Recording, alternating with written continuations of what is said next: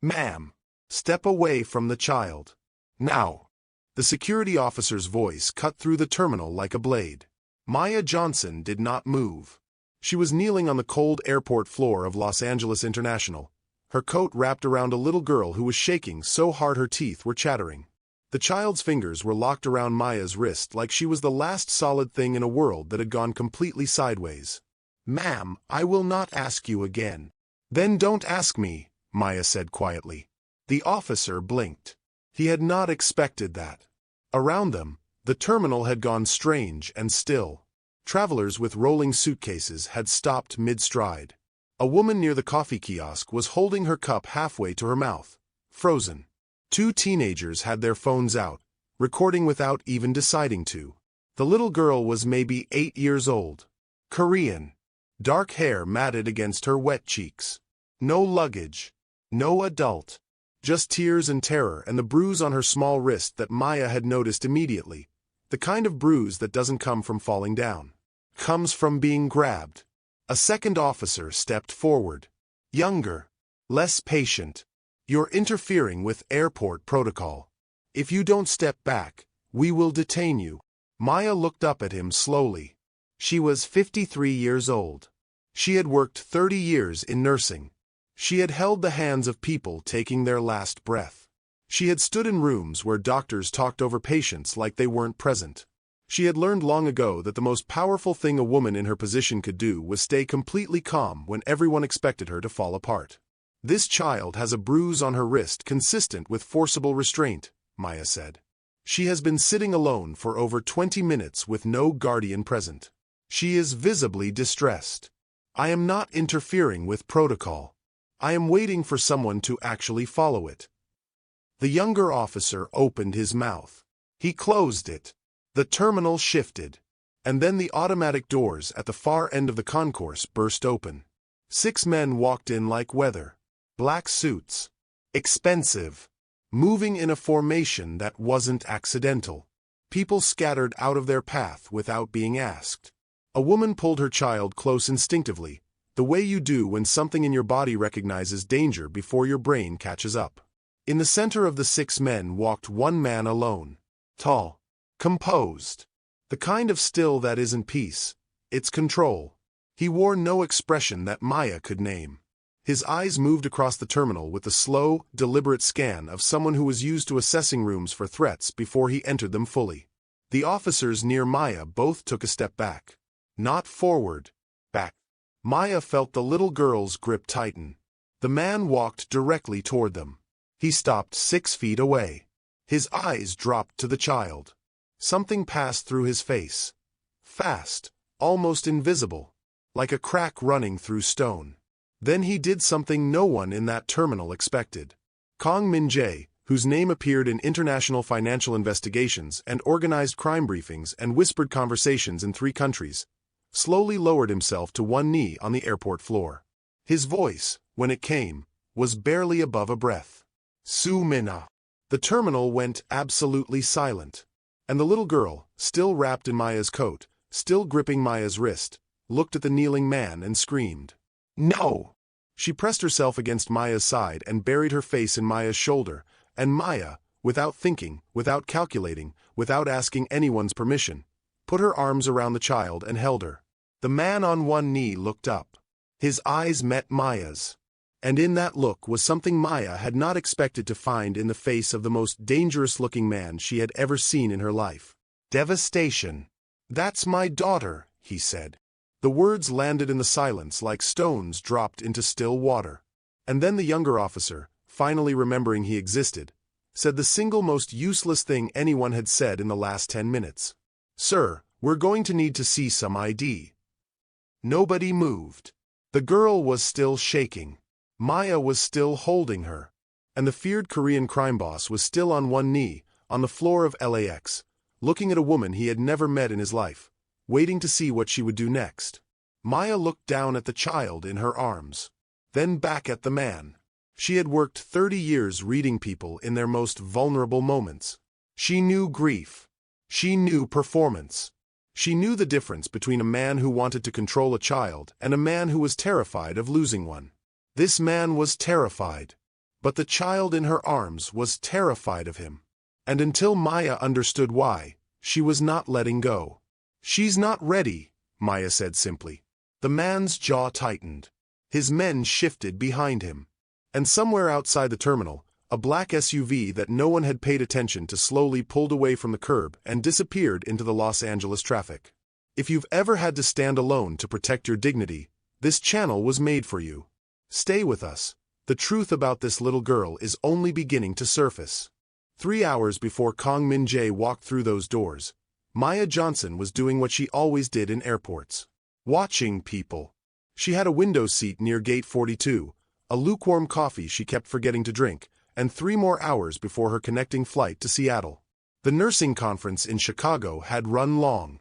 2 full days of workshops on pediatric trauma response, which was either ironic or perfectly logical depending on how the next few hours went, though she didn't know that yet. Airports had always felt honest to her. People moved through them stripped of their routines. You saw the real versions, the husband who grabbed his wife's hand the moment they landed, not performing it for anyone. The college kid trying not to cry at the departure gate. The elderly man who stood at the arrivals door for 40 minutes before the person he was waiting for finally appeared. Maya liked those moments. They reminded her that underneath all the noise and performance of daily life, most people were just trying to get to someone they loved. She was watching a father try to fold a stroller one-handed while his toddler destroyed a bag of crackers on the floor when she noticed the girl. Gate 42. 2 rows over. Sitting very still in the way children only sit when they are trying to be invisible. No bag. No snack. No adult scanning the area with that particular parental radar. Just a small Korean girl with her hands folded in her lap and tears running silently down her face. Maya watched for 5 minutes. Then 10. She told herself someone was coming. A parent in the bathroom. A grandparent at the wrong gate. But the girl's posture didn't carry the specific ease of a child who knows help is nearby. Carried something else entirely. A low, constant vigilance. Her eyes kept moving to the corridor behind her, then back to her lap. Not searching for comfort. Watching for danger. Maya picked up her bag and walked over. "Hey, sweetheart." The girl looked up. Her eyes were brown and exhausted and so much older than 8 had any right to be. "Are you okay?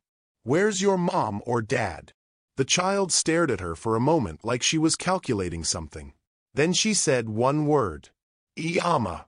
Mother. Maya didn't speak Korean, but she recognized the weight of the word. It wasn't an answer. It was a wound.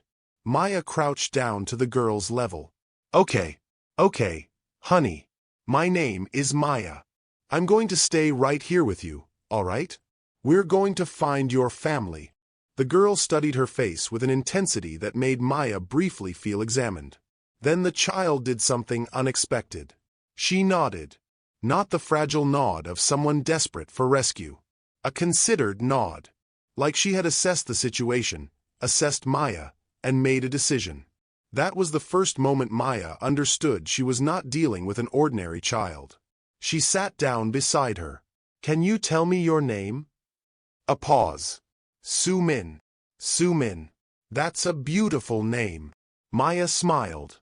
"How long have you been sitting here?" Soo-min looked at the corridor again. "Long time. Are you hungry?" A small nod. Maya reached into her bag and pulled out a granola bar, the kind with chocolate chips that she kept for long travel days. She held it out. Soo-min took it carefully. Both hands. Like she had been taught manners even in the middle of whatever this was. She was unwrapping it when Maya saw the bruise. Right wrist. Deep purple-red. 3 distinct pressure points. Fingers. Someone had grabbed this child by the wrist recently and held on hard enough to leave a mark. The granola bar crinkled in the silence. Maya kept her voice even. "Soo-min, did someone hurt you?" The girl stopped unwrapping. She looked at the corridor.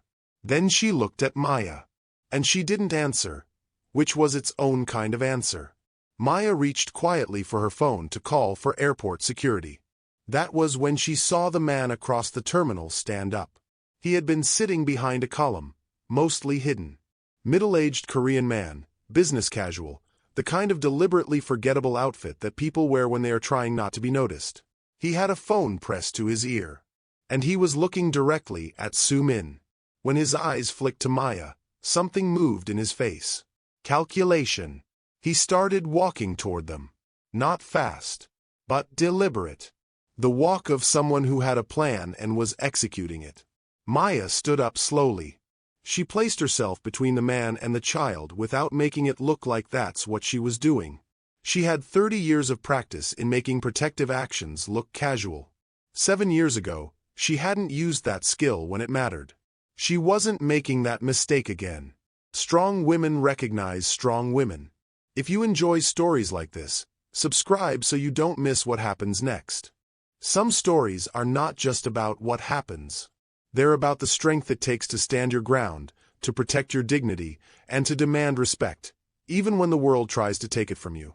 If you've ever had to make a choice that tested your courage, or refused to be bought, silenced, or pushed aside, then you're in the right place. This channel tells stories about women who cannot be broken, and the people who learn, sometimes too late, that integrity cannot be bought.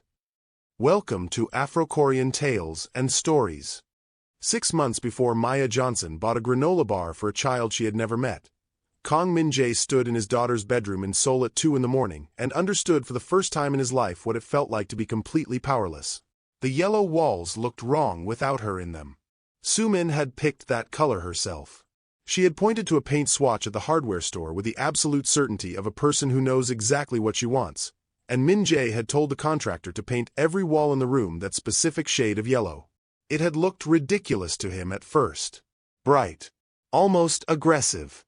After 3 days, he couldn't imagine the room any other way. The paper stars she had made were still taped to the ceiling. 47 of them. She had counted them out loud while she stuck them up, standing on a step stool, her tongue pressed between her teeth in concentration. He had stood below ready to catch her if she wobbled, and she had told him in her matter-of-fact 8-year-old way that she was not going to wobble. She didn't. Now the stars hung over an empty bed. Min-jae had built an empire on control. He understood leverage. He understood silence and timing and how to make powerful men uncomfortable without raising his voice.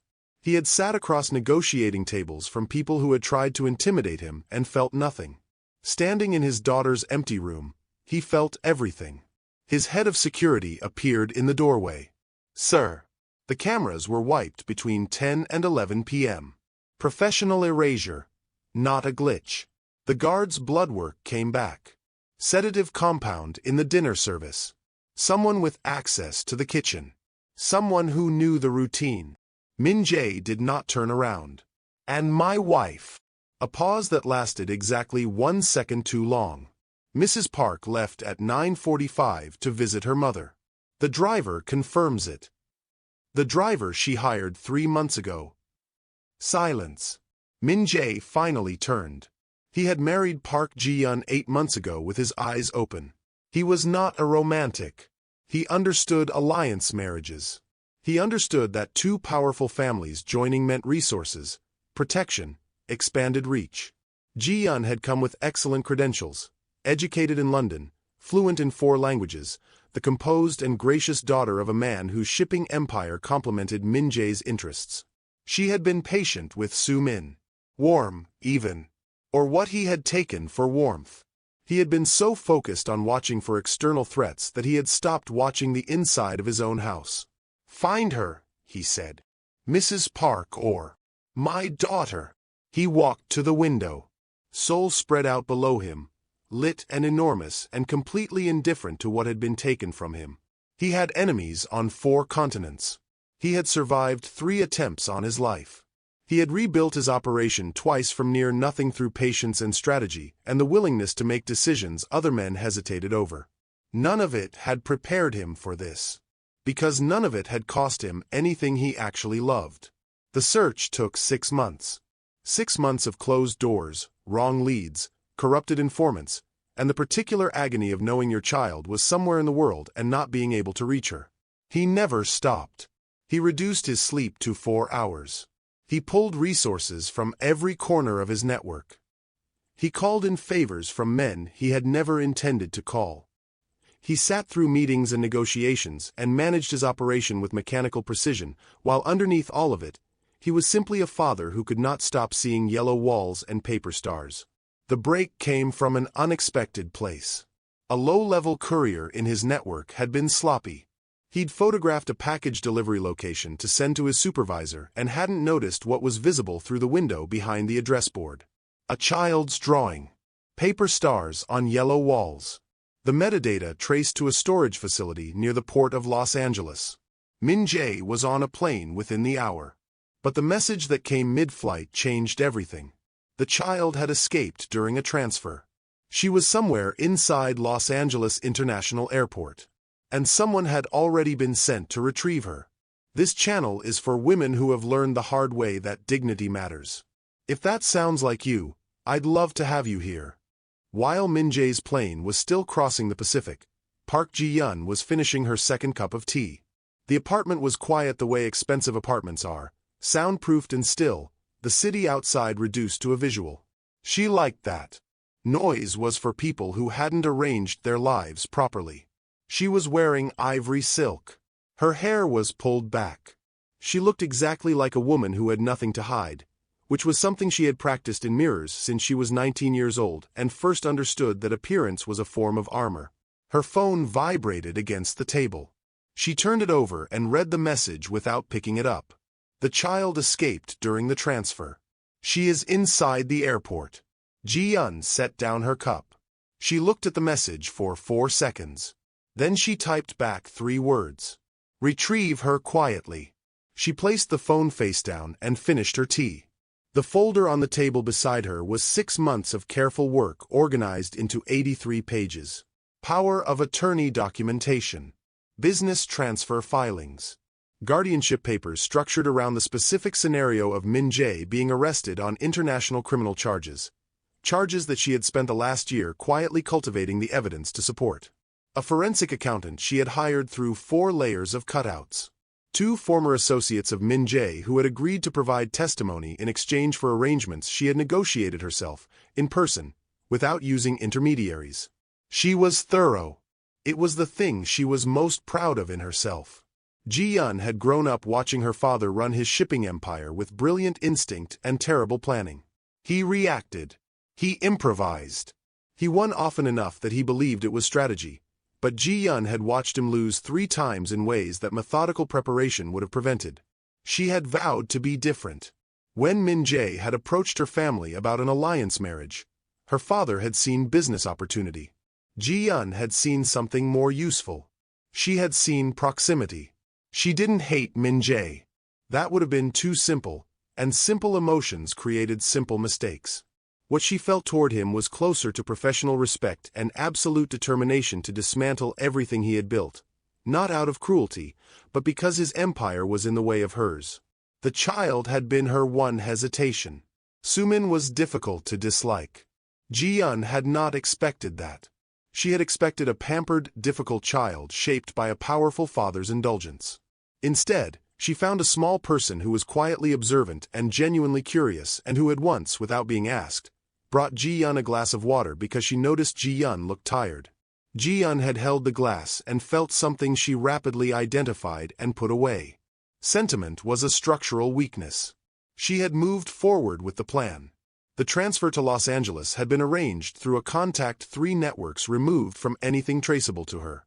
The child would be held quietly until the legal documents were filed and Min Jae was facing enough institutional pressure that fighting for custody would be impossible. It was clean. It was practical. And it was currently unraveling because a child had escaped from a secure transfer location and run into an international airport. Ji-yeon's second phone buzzed. Different contact. Different message. There is a woman with her. She won't leave. The retrieval team has been delayed. Ji-yeon read it twice. A woman. She picked up her tea, found it empty, and set it down. In 18 months of planning, she had accounted for Min Jae's network, law enforcement response, legal challenges, media exposure, and the behavioral patterns of every significant person in Min Jae's orbit. She had not accounted for a stranger. She typed back, "Who is she?" The response took 3 minutes. Unknown. Civilian. She won't move. Ji-yun looked at the folder. At 83 pages of careful, thorough, methodical preparation. Then she looked at the message again. She won't move.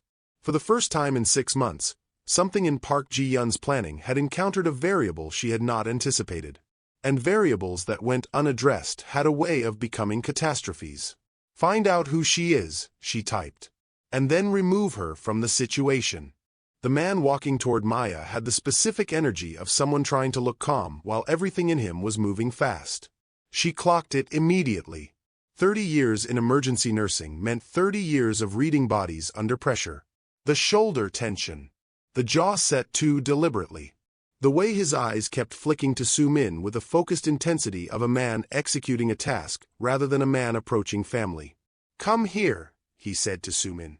His Korean was sharp, command-shaped. Soo-min pressed into Maya's side without making a sound. "Sir." Maya kept her voice neutral. "She doesn't want to come with you."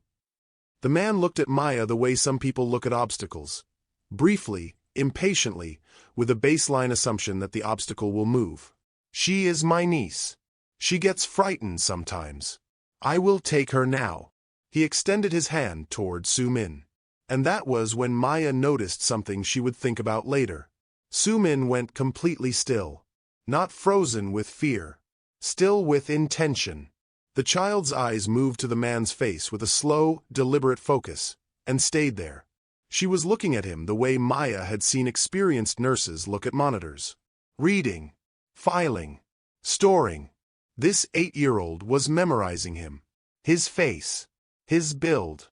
The small scar near his left ear. The way he held his arms slightly away from his body. Details. The child had been through enough that she was already collecting evidence. Maya stepped forward. "I think we should wait for airport security." Together. The man's hand dropped. His expression changed in a way that was barely visible but completely clear to someone practiced at watching faces.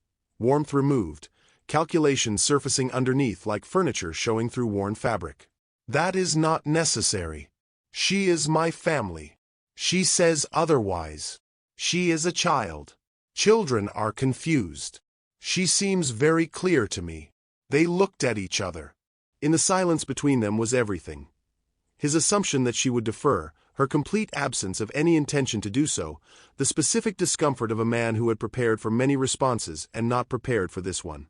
He leaned in slightly. What he said next, he said in Korean, under his breath, not for her to understand, which meant it was meant to unsettle her, to remind her that she was outside something, that there was a conversation happening above her that she wasn't part of. Maya didn't speak Korean. But she watched his eyes when he said it. And she watched Soo-min flinch. Whatever it was a threat. And it was directed at the child, not at Maya. "We're done talking," Maya said. "I'm calling security."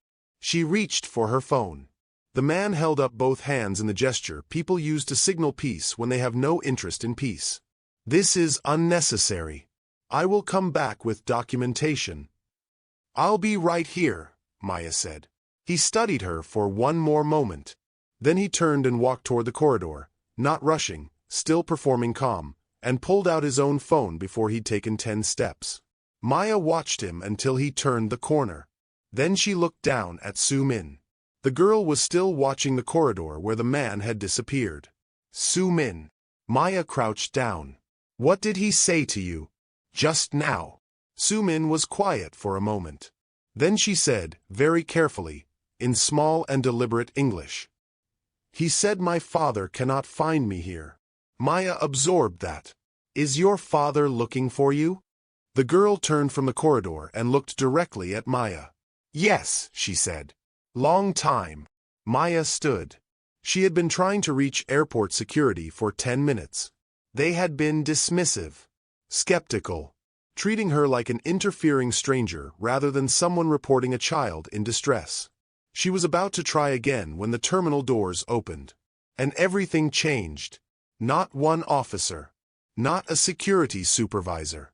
6 black SUVs had pulled up to the curb outside the terminal windows.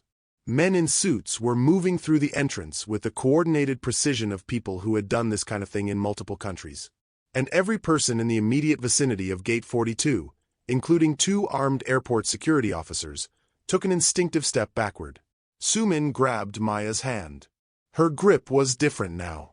Not the desperate clutch of a frightened child. Something that felt almost like warning. "Maya," the girl whispered. First time she'd used her name. "That is my father. What would you have done? Stepped aside, or held your ground? Stay with us on this channel. The most powerful moment of this story is still coming." Kong Min-jae had not planned to kneel. He didn't kneel. Not in business. Not in conflict. Not before men who had more power than him, of which there were very few, and not before men who had less, of which there were many. Kneeling was a posture he had left behind in childhood when he learned that the world redistributed respect based on who remained standing. But when he saw Su-min through the terminal glass, small, wrapped in someone's coat, alive, his legs made a decision that bypassed everything else. He was through the doors and across the terminal in 20 seconds. His men flanked him automatically. The crowd parted. The officers near the child both stepped back, which was the correct response to the room. Min-jae stopped 6 feet from his daughter. His throat closed. 6 months. 6 months of not knowing whether she was warm, whether she was eating, whether she was frightened, whether she was. Su-mina. His daughter looked at him from behind the arm of a woman he had never seen before. She did not move.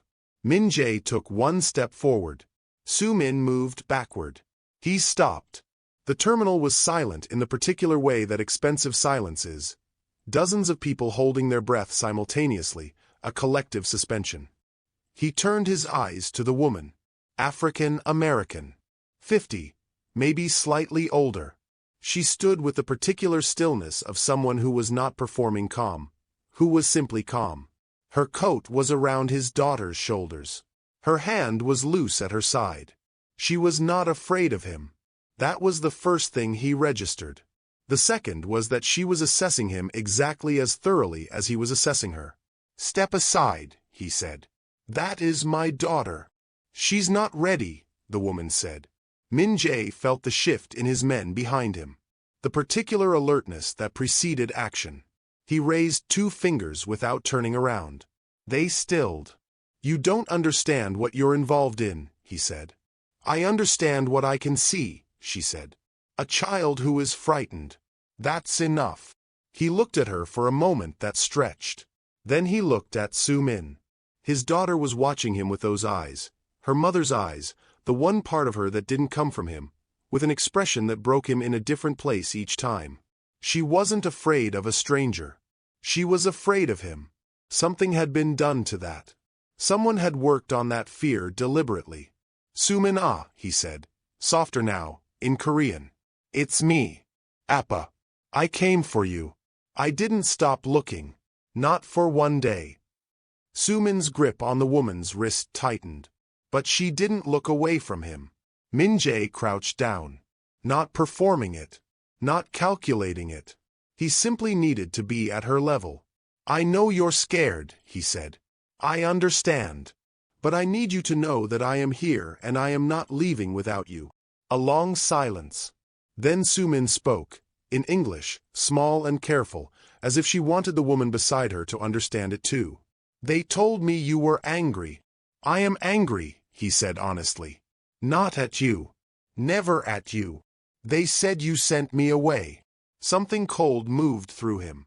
"Who told you that?" Su-min looked at the woman beside her. The woman, this stranger who had put her coat around his daughter and refused to move for anyone in this terminal, looked down at the child with an expression Min-jae recognized from people who had spent their lives in caregiving. Not pity. Something with more spine than pity. She nodded slightly, as if giving the girl permission to speak. Su-min looked back at her father. "New mama," she said quietly. "New mama said you wanted a new family." The words entered Min-jae like something surgical. He remained very still. Ji-yeon had not just arranged a kidnapping. She had spent 6 months rebuilding his daughter's understanding of reality, dismantling the trust between a father and child brick by brick so that even if he found her, Su-min would not run to him. It was the most precise kind of cruelty. He became aware that his hands were shaking. He pressed them flat against his knees. The woman was watching him. And then Su-min did something no one expected. She reached out from behind the woman's arm. Not to him, not yet. But she reached out. One small hand, extended into the space between them, waiting to see what he did with it. Min-jae looked at his daughter's hand. The bruise on her wrist. He felt something move through him that had no name in any language he spoke. He had started this day as a man looking for something that was taken from him. He was ending it understanding that the real damage wasn't the taking. It was what had been done to her in the time between. He reached forward, gently, and he did not grab. He simply let his fingers rest beneath her hand. Offering, not taking, waiting. Su-min studied his face for a long, serious moment. Then she looked back at Maya. "Stay," she said to the woman. "Please." And Maya, who had a flight to catch and a cousin waiting in Seattle and absolutely no logical reason to say yes to anything that was happening in this terminal, looked at the child and then at the broken man kneeling in front of her. She exhaled slowly. "I'm not going anywhere," she said. But somewhere across the city, a phone had been answered. And a calm woman in an ivory silk blouse had just received a photograph of Maya's face and was already making arrangements. The man broke in under 4 minutes. That was how long it took from the moment Min-jae's men pinned him against the wall near the escalator to the moment he started talking. 4 minutes. Which told Maya everything about the kind of operation he had been working for. The kind where loyalty was purchased, not built, and purchase prices had expiration dates. His name didn't matter. What mattered was what came out of his mouth. "I was just the handler. I didn't plan anything. Ji-yun, Park Ji-yun, she arranged everything. All of it. The cameras, the guards, the transfer. I was just moving the child from one location to the next." 2 LAPD officers had arrived by then. They pulled the man away from Min-jae's team with the specific energy of people establishing jurisdiction while also being very aware of who was in the room. One officer had already been on his radio. More were coming. Min-jae stood very still through all of it. Maya watched him from across the terminal where she sat with Su-min, the child pressed against her side, eating the second granola bar Maya had found at the bottom of her bag. Su-min was watching her father with those careful eyes, eating slowly, missing nothing. Min-jae did not move toward the man being questioned. He did not insert himself into the police conversation. He stood slightly apart from his own team, hands at his sides, and absorbed the information coming at him with a stillness that Maya now recognized was not indifference. It was the stillness of a person managing something enormous in a very small interior space. The handler was still talking. "She has documents. A whole package, business transfers, guardianship filings, criminal evidence she's been building against him. The plan was to hold the child until the legal structure was in place. Then he wouldn't be able to fight it without exposing himself." One of the LAPD officers wrote quickly, "Where is Park Ji-yun now?" "Seoul. But she has people here. She knew the child escaped. She sent me to retrieve her quietly before he landed." "And the woman?" The officer glanced briefly at Maya. "Were you instructed to remove her from the situation?" A pause that lasted exactly long enough to matter. "Yes." Maya heard it from across the terminal. She felt Su-min go still beside her. "Maya," the girl said quietly. "I heard. Are you scared?" Maya looked down at her. The honest answer was that something cold had moved through her chest when she heard the word remove. But fear and scared were two different things. Fear was information. Scared was surrender. "No," Maya said. Su-min studied her face with that ancient 8-year-old seriousness. "I don't think you lie," she said finally. Like it was a conclusion she'd reached after significant analysis. "I try not to," Maya said. Across the terminal, Min-jae had turned away from the officers and was walking toward them. His face was composed the way a surface is composed after something has moved through it and resettled, arranged, but not the same underneath. He stopped in front of Maya. He didn't speak immediately. In the weeks that followed, Maya would learn that this was how he operated. He took the time he needed, regardless of whether the silence was comfortable for anyone else. It had unnerved people in boardrooms and negotiating tables for 20 years. It didn't unnerve Maya. She simply waited. She had instructions to remove you from the situation, he said. I heard. That means you are now a person she considers a problem. I've been called worse. Something moved briefly in his expression. Not quite amusement. Something adjacent to it. You are not taking this seriously enough. I'm taking it exactly seriously enough, Maya said. I'm just not performing panic for your comfort. Min-jae looked at her for a long moment. Then he looked at Su-min. The girl had finished her granola bar and was watching him with an expression that was slowly, incrementally, degree by degree, becoming less guarded. It was the most painful kind of progress, the kind measured in millimeters. She needs medical evaluation, Maya said. The bruise on her wrist. And trauma assessment. She's been in a high-stress environment for 6 months. Whatever happens next, that comes first. Min-jae nodded once. I have a doctor. An independent one, Maya said. Not someone connected to your organization. Someone she doesn't associate with your world. He stopped. Reassessed her. You don't trust my judgment. I don't know your judgment, Maya said. She needs someone neutral. Safe feels different to a child who's been lied to about who was safe. The silence between them carried weight. Then Min-jae said something quietly, in Korean, to one of his men. The man nodded and stepped away with his phone. Min-jae looked back at Maya. You give instructions like someone accustomed to being right, he said. I give instructions like someone accustomed to being responsible for the outcome, she said. Su-min, who had been listening to all of this with her head slightly tilted, reached over and patted Maya's hand twice. The way a person pats someone's hand when they want to say, good answer. But in Seoul, a woman in ivory silk had just received a second message. The handler had been taken. He was talking. Park Ji-yeon read the message, set down her phone, and picked up a different one. She made a single call. Change the timeline, she said. Move everything forward. Was he protecting his daughter, or had his world already put her in danger again? Stay with us. Everything is about change.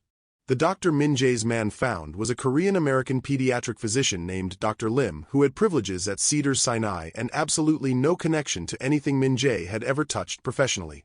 Maya had insisted on verifying this herself. She'd asked for the doctor's hospital ID, called the main Cedars-Sinai line to confirm active privileges, and watched Min-jae's face carefully while she did it. He let her. That told her something. Dr. Lim examined Su-min in a private airport medical room that smelled like antiseptic and recycled air. Maya stayed inside. Min-jae waited outside the closed door, which Maya had also insisted on, and which he had accepted after a pause that suggested it cost him something. The bruise on Su-min's wrist was consistent with restraint, recent, within 48 hours. There were 2 older bruises on her upper arm, faded to yellow-green. She was mildly dehydrated, slightly underweight for her age, otherwise physically intact. Dr. Lim spoke to her gently in Korean. Su-min answered in the careful, measured way Maya had already come to recognize. The child gave information deliberately, choosing what to offer and what to keep. She did not perform distress. She reported it. When it was over and Dr. Lim stepped out to speak with Min-jae, Su-min sat on the examination table swinging her feet slightly and looked at Maya. He will be sad, she said. About the bruises. Yes, Maya said. He will. Is that okay? For fathers to be sad. Maya pulled a chair close to the table and sat. It's okay for anyone to be sad when someone they love gets hurt. Su-min considered this. New mama said crying was weak. She said my father never cried. Maya kept her expression steady. What do you think? The girl was quiet for a moment. I heard him once, she said. On the phone. After my real mama died. He didn't know I could hear. She paused. He doesn't cry like other people cry. It's very quiet. Like he's trying to hide it even when he's alone. Something in Maya's chest pulled tight. She thought about a man dismantling his empire looking for this child for 6 months, sleeping 4 hours a night, following a metadata trace from a photograph of paper stars. She thought about the way he had let his fingers rest under Sumin's hand in the terminal. Offering, not taking. He's been looking for you since the night you disappeared, Maya said. He didn't stop. Sumin's feet went still. They told me he wanted a new family, she said. The words came out flat, the way facts come out when a child has been repeating them long enough to start believing them. I know, Maya said. And I know that hearing something enough times can make it feel true even when it isn't. She leaned forward slightly. But I've been watching your father for the last 2 hours. And I need to tell you what I actually saw. Sumin looked at her. I saw a man who got on a plane the second he found out where you were. I saw him kneel on the floor of a public airport, in front of his own men, in front of strangers, in front of everyone, because getting down to your level mattered more than how it looked. Maya paused. In my experience, men who want to get rid of their children don't do that. The room was very quiet. Then Sumin asked, How do you know so much about fathers? Maya smiled, just slightly. I've watched a lot of people in hard moments. It's most of what my job is. Are you a good nurse? I try to be. Sumin nodded slowly. Then she slid off the examination table, walked to the door, and stopped with her hand on the handle. She turned back to Maya. Will you come with me? When I talk to him. Maya stood. Yes. When they opened the door, Min-jae was sitting in a chair in the hallway outside. Not standing, not pacing. Sitting, elbows on knees, hands loosely clasped. He looked up when the door opened, and the particular arrangement of his face in that moment, the way hope and fear can occupy the exact same expression simultaneously, was something Maya would carry for a long time. Sumin walked toward him slowly. She stopped a foot away. She studied his face the way she had studied the handler's face. Storing, filing, reading. Then she said, in Korean, something short and quiet. Min-jae's eyes closed briefly. When they opened, they were wet. Maya didn't ask what the child had said until much later. When she finally did, Min-jae was quiet for a moment before he translated. She had said, I decided to believe you. Not I forgive you. Not I love you. Not the easy, movie version. I decided to believe you. Which was harder, and more honest, and more like her father than either of them knew yet. But Maya's phone buzzed in her pocket. Unknown number. She answered it. A woman's voice. Composed. Elegant, even over a phone line. Ms. Johnson. I think it's time we spoke directly. You've become unexpectedly relevant to a situation that doesn't concern you. Maya's hand tightened on the phone. I'd argue it concerns me quite a bit, she said, since someone sent a man to remove me from it. A brief pause. That was a misunderstanding. Was it? I'd like to correct it. In person. There's a car outside for you. Maya looked at Min-jae. He was watching her face and already knew something was wrong. I don't think so, Maya said into the phone. Ms. Johnson. The voice remained smooth. I'm not asking. If you're a woman who has ever been told your presence is a problem, and stood your ground anyway, this channel was made for you. Maya ended the call and turned to Min-jae. She told him everything in under 60 seconds. The voice, the words, the car outside. Min-jae was on his feet before she finished. He spoke rapid Korean to 2 of his men, who moved immediately toward the exits. Then he turned back to Maya with an expression that had shifted entirely. The grief and the tenderness of the last hour packed away behind something harder and more operational. You should have handed me the phone, he said. She called me, Maya said. Not you. She is dangerous. I noticed. You don't understand what dangerous means in her context. Maya looked at him steadily. Mr. Kong. I have worked night shifts in underfunded ERs in neighborhoods where the police took 20 minutes to respond. I have physically positioned myself between patients and people who meant to harm them. I understand dangerous. She paused. What I need from you right now is information, not protection. He looked at her for a moment that seemed to require something from him. Then he sat back down. Ji-Yun is not impulsive, he said. Everything she does is prepared. The fact that she called you directly means she is recalibrating. The handler talked. The legal documents are now evidence. Her original plan is compromised. He paused. She is not calling to threaten you. She is calling to assess you. To figure out what I want, Maya said. And whether you can be managed. And the car outside. A demonstration, he said. Showing you she has reach. Showing you she's watching. She wants you to feel the size of her before you decide what to do next. Maya absorbed this. What does she actually need from me? Min-jae was quiet for a moment. You are the only independent witness to everything that happened in this terminal. No connection to me. No reason to lie. If this goes to any legal proceeding, custody, criminal charges, the document fraud, your account is the cleanest evidence in the room. He looked at her. She needs you silent or discredited. Preferably both. Sumin, who had been sitting quietly against the wall listening to all of this, said without looking up, "She is very good at making people look bad." Both adults turned to her. The girl was looking at her hands. "She made Appa look bad to me," she said simply. "She practiced." The word landed in the room with the weight of something that had taken months to construct. Min-jae stood up, walked to the window, and stood with his back to the room. Maya watched the line of his shoulders. Watched him process that his 8-year-old had just provided the clearest strategic summary of the situation. Outside, one of his men appeared in the doorway and spoke quietly. Min-jae turned. The car is still there. Driver hasn't moved. And there's a second vehicle 2 blocks north. Maya stood. "Call LAPD," she said. "Not your people. Not a contact. The actual LAPD non-emergency line. Report a vehicle conducting surveillance outside the airport and provide both plates." Min-jae looked at her. "You want to use the police." "I want to create a paper trail that she can't erase," Maya said. "She works in documents. She prepares.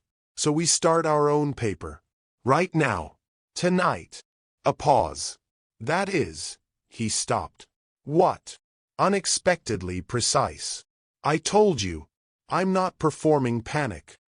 He nodded to his man, who stepped out with his phone. What followed was 3 hours of statements, documentation, and the specific exhaustion of telling the truth in careful sequence to people with badges and recording devices. Maya gave her account twice, once to LAPD, once to an FBI agent who appeared at the second hour without much explanation, and with a kind of quiet authority that suggested Ji-Yun's folder had already been on someone's radar long before tonight. Through all of it, Sumin sat beside Maya. Not beside her father. Beside Maya. Min-jae did not comment on this. But Maya caught the moment he noticed, the slight adjustment in his posture, the way he redirected his attention to the officer in front of him with a precision that looked like control but was doing the work of something more painful. He was allowing it. Not because he had no choice, but because he understood his daughter needed the distance to find her own way back. That kind of restraint, Maya thought, was harder than anything else she had watched him do tonight. By the time the formal statements were complete, it was past midnight. The FBI agent returned with news delivered in the flat, professional tone of someone who had learned to carry large information lightly. Park Ji-Yun had been taken into custody at Incheon International Airport in Seoul. Korean authorities, working on a mutual legal assistance request that the FBI had apparently been preparing for weeks, well before tonight, had moved when the handler's statement provided the final piece. The folder, the documents, the accounts, all of it seized. Min-jae received this information standing up. He did not visibly react. He thanked the agent in a tone that gave nothing away. And then, when the agent had gone and the room had emptied to just Maya and Sumin and 2 of his men near the door, Min-jae sat down heavily in a chair and put his face in his hands. Not performing. Not calculating.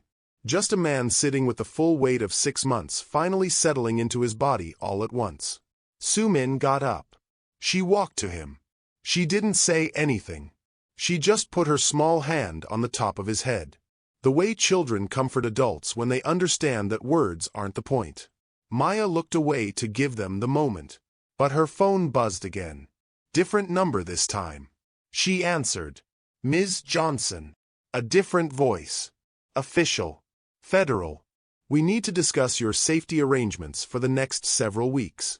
Ms. Park had a secondary team. They weren't with the driver outside the airport. A pause. We're still locating them. The room felt smaller suddenly. How many? Maya asked. 3 individuals. Last tracked in the Los Angeles area. Maya looked at Sumin's hand resting on her father's bowed head. She looked at the door. She thought about her apartment. Her cousin in Seattle. Her quiet, ordered life. All right, she said. Tell me what I need to know. Some stories don't let you stay neutral. Some moments ask you to choose a side. Stay with us. This channel is for women who know what it means to make that choice. The safe house was a clean, unremarkable property in Pasadena that Min Jae's team had secured within the hour. Not a hotel.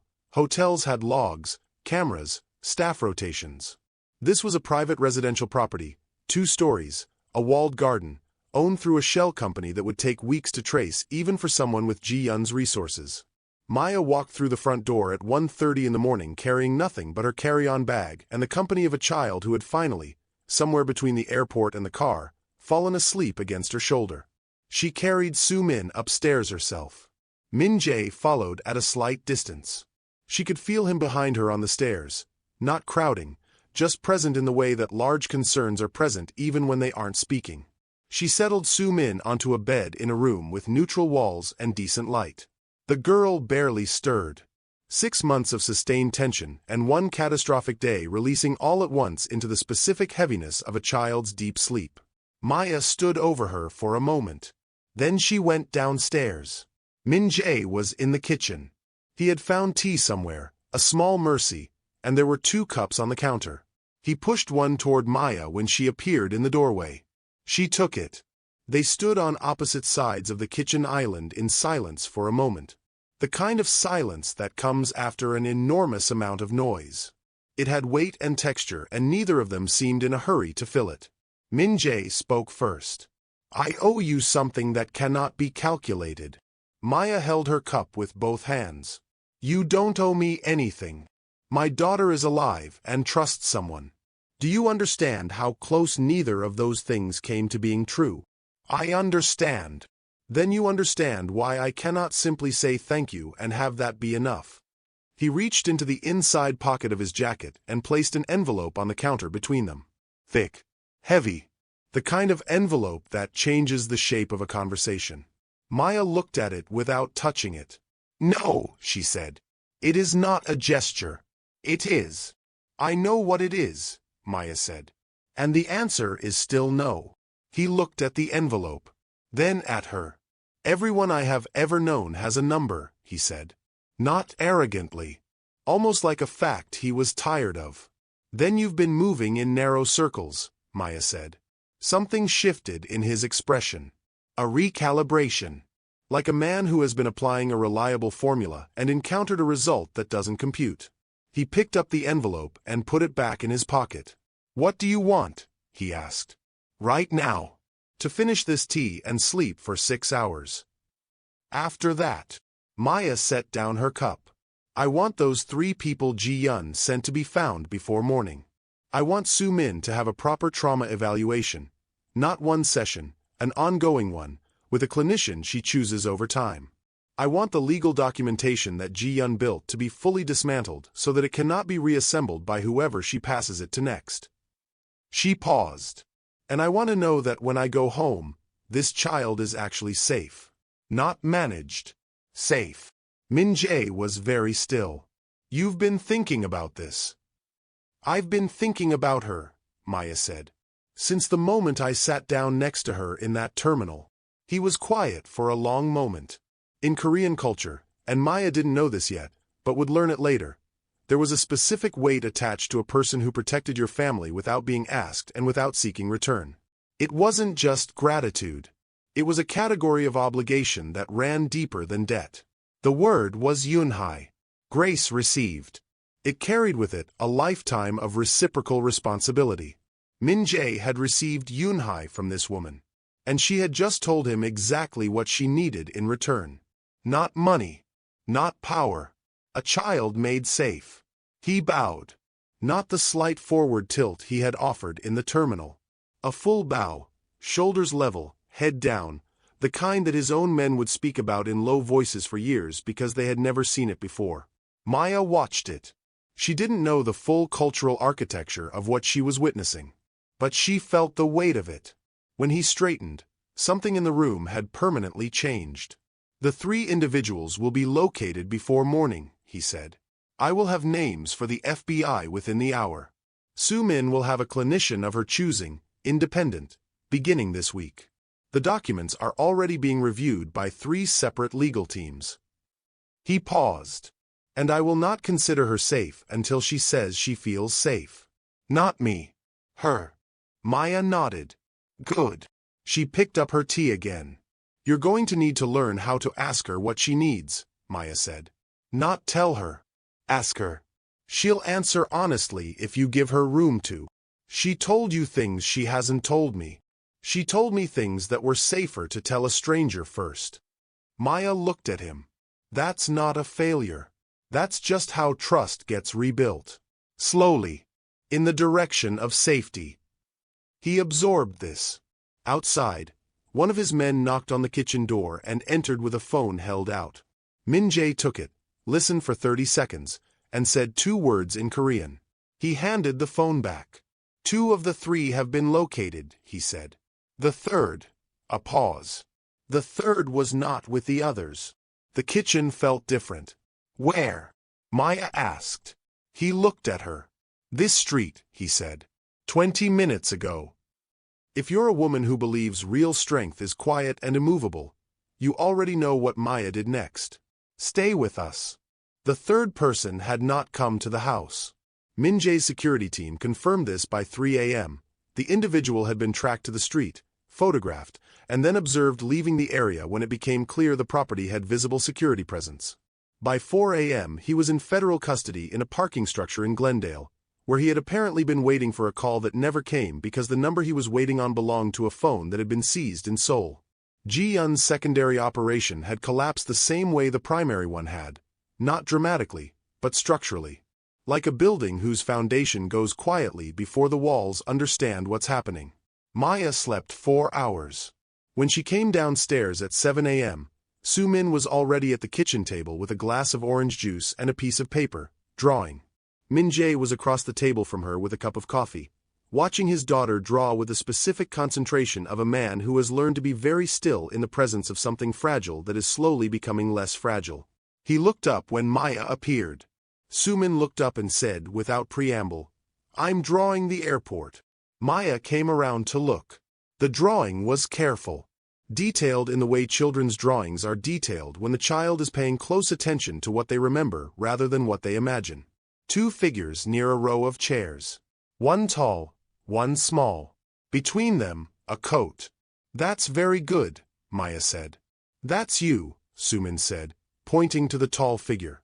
Then she pointed to the small one. "That's me." She picked up a brown crayon and began coloring the tall figure with focused precision. "I'm getting your color right." Something quiet and warm moved through Maya's chest. Min-jae was watching Su-min's face. Not the drawing. The face. He had the expression of a parent relearning a child after an absence, cataloging the small changes, the new habits, the ways she had grown and the ways she had closed. It was a patient, aching kind of attention. After a while he said, quietly, to Maya, "She didn't use to draw people."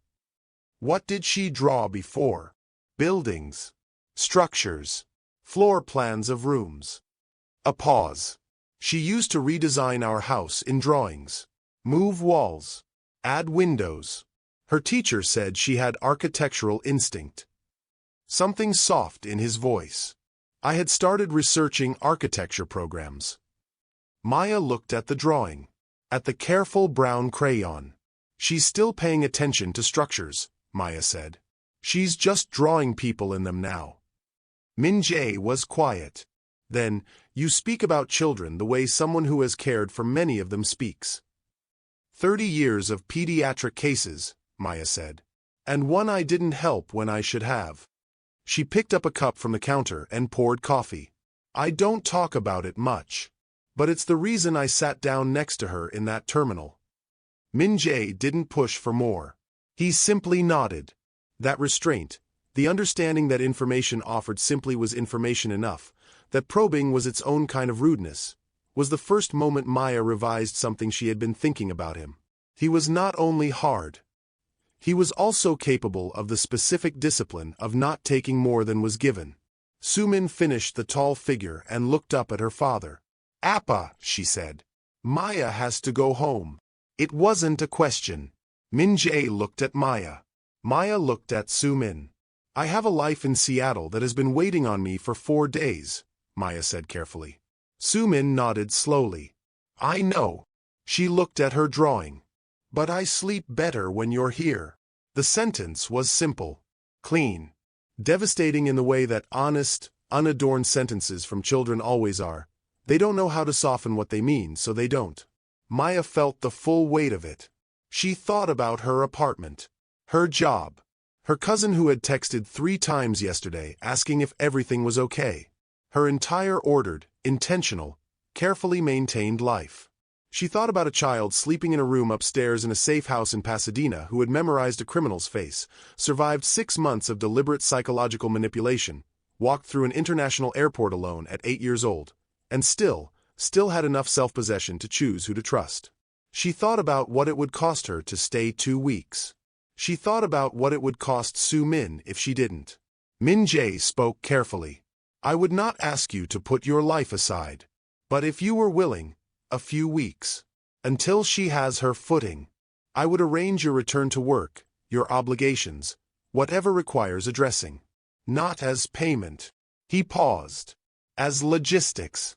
Because you have already made clear you cannot be bought. Sumin looked up. She didn't say please. She didn't make the face children make when they are deploying cuteness strategically. She just said, I will teach you to say things in Korean. Maya looked at her. 2 weeks, Maya said. Not a day more. Sumin picked up her orange crayon and added a small sun to the top corner of her drawing. Then she added a second one. When Maya looked at her quizzically, Sumin said simply, 2 suns. 1 for each week. Min Jae looked down at his coffee. Not quickly enough for Maya to miss the expression on his face. It was the expression of a man who had been surviving for 6 months, and had just, for the first time, remembered what it felt like to simply live. But Maya's phone buzzed one more time. Her cousin. 3rd text in 12 hours. Maya, call me. People are asking about you. People. Plural. Maya stared at the word. Ji-yun was in custody. The secondary team was apprehended. The documents were seized. So who was asking? Sometimes when the story seems finished, it's only moved to a new room. This channel is for women who know how to keep walking forward anyway. 3 months later, Seoul. The garden behind Min Jae's house was nothing like what Maya had expected. She had anticipated something formal. Structured in the way that powerful men's private spaces tend to be structured. Everything placed to signal intention, nothing soft unless it was deliberate. But the garden was quiet and slightly overgrown at the edges, the way spaces get when someone with a busy life has let them grow on their own terms. There was a stone bench near a plum tree. A section along the east wall where Su Min had started planting things, irregularly, with more enthusiasm than method, and labeled each one with small handwritten stakes. Maya sat on the bench with a cup of tea that had gone lukewarm and watched Su Min chase something invisible across the grass.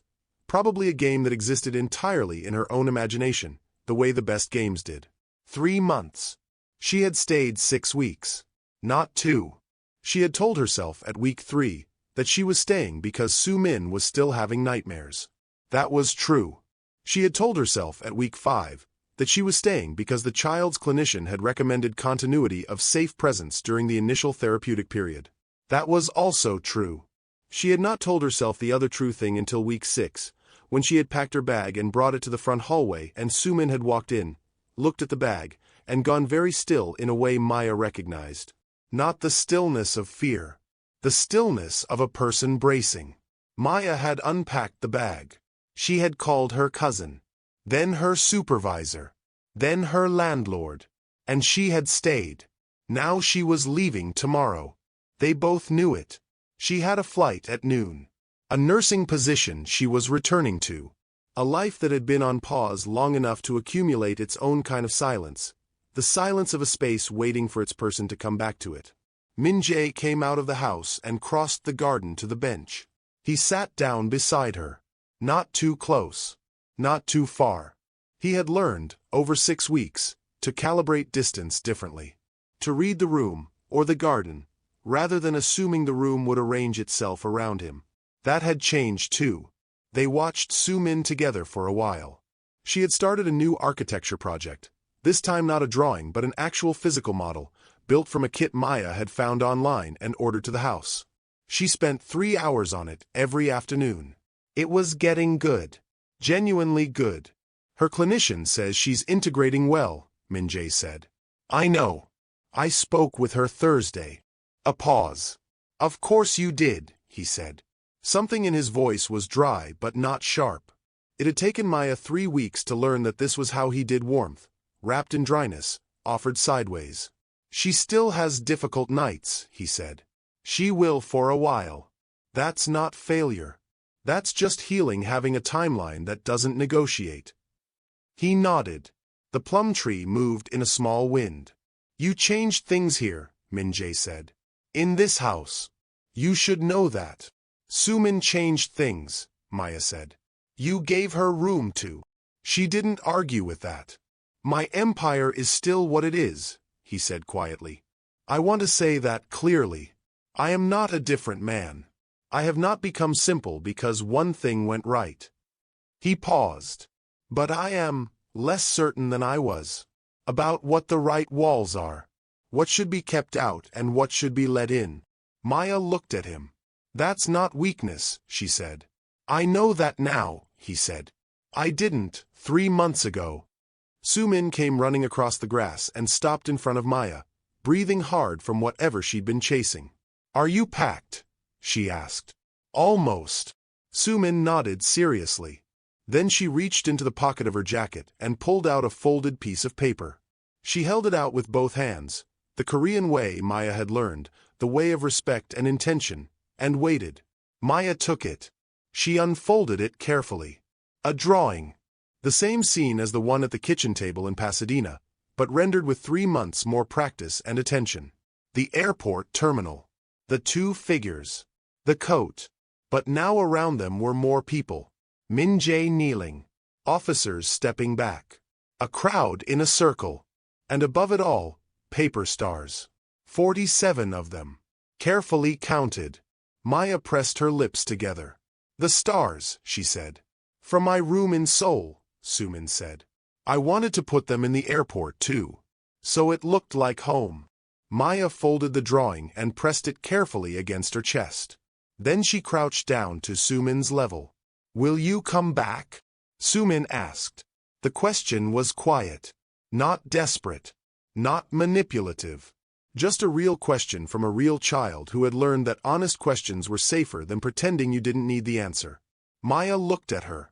She thought about promises. About the specific weight of words given to children who have already been failed by people who spoke without meaning it. I don't know, she said. I want to. But I won't promise what I'm not certain of yet. Soo-min was quiet.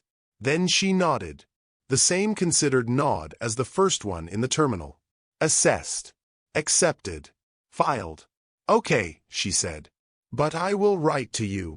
I would like that, Maya said. Soo-min looked at her father, then back at Maya. I decided something, she said. What did you decide? That the people who stay when they don't have to, those are the ones that matter. She said it simply, without drama, the way 8-year-olds deliver truths that take adults decades to reach.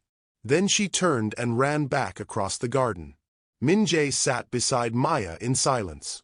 After a long moment he said, You saved her. No, Maya said. watching the child move through the garden with the easy, unguarded speed of a person who has remembered they are safe. She saved herself. I just refused to walk away. The plum tree moved again.